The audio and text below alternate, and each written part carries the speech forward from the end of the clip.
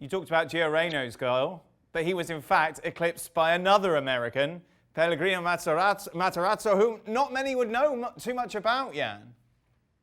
Unbelievable, and I love his story because he's one of those coaches around. I knew him a bit, but I have to admit I wasn't sure that he was American because he was my mate is the head of sport in Hoffenheim, and he came from Hoffenheim, and suddenly he came to Stuttgart. Stuttgart at the moment they're working quite good. They've got Hitzelberger, who's there as the head of sport. They got Sven Mitzlat, if I say that right, the scout who's been scouting good players over the years, and they look for that kind of coach. And here we go. The Columbia University and all the rest of the university in America just have to be proud of him. Winning 5-1 at Signal Iduna Park is an unbelievable performance. And I think that we are all football mad, and we always look at the live updates around Europe on a Saturday. I mean, this is the one this weekend. Yeah, the one solace for Borussia Dortmund is the fact that Bayern Munich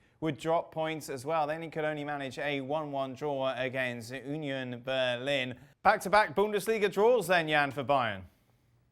Yes, and we could see, I mean, the level that Bayern are playing all the time is so impressive, and they've always got players to put on, and you always got a Lewandowski or a Müller would kind of sort it for them. But you've seen lately that they're getting a bit more tired, which is fair enough. I mean, they have played the most games of them all. Today against Union Berlin, they played, remember, Union Berlin played without Max Kruse, who, if he played today, Union Berlin will probably win 3 or 4-1, because there were times today, as we all do, we watch a lot of games at the same time, and there were times today I couldn't remember that Bayern were not in red, because they had a lot of chances, not only Promel's goal, they had a lot of chances at Union Berlin. Of course, Lewandowski making, I think it was 175th goal in 200 games for Bayern, and he's always there, but that was not the best of course, performance. But all respect to Union Berlin, I thought they would go down this season without their crowdy hometown crowd stadium, and they did well again. And we have to give a bit of respect to the opponents as well.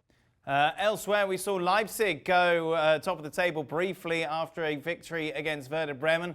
What impressed me about this performance is that after all the ecstasy against Manchester United, they got the job done early in this game.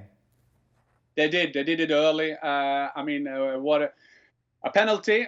Penalty was a clear penalty. It was a stupid penalty for Werder Bremen, but it was a clear penalty. And then the goal of Olmo. I mean, there's always a midfielder by Leipzig. Maybe the big crowd, football crowd in the world doesn't know. But Olmo, great player, and a good play with Paulsen, who kind of hacked it. It's probably not an English word, I'm still using it. And it was 2-0. And the rest of the game was for them just to get home, get the 3 points, say that this was a great week. They outplayed Manchester United. They got their revenge of Manchester United. Now 3 points. They're up there, 24 points.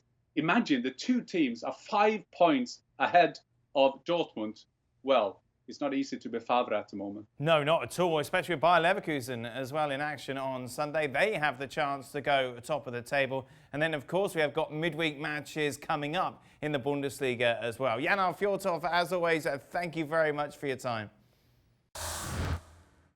Well, thank you very much for watching ESPN on YouTube. For more sports highlights and analysis, be sure to download the ESPN app. And for live streaming, premium content, and let's not forget as well, ESPNFC 7 days a week. Subscribe to ESPN+.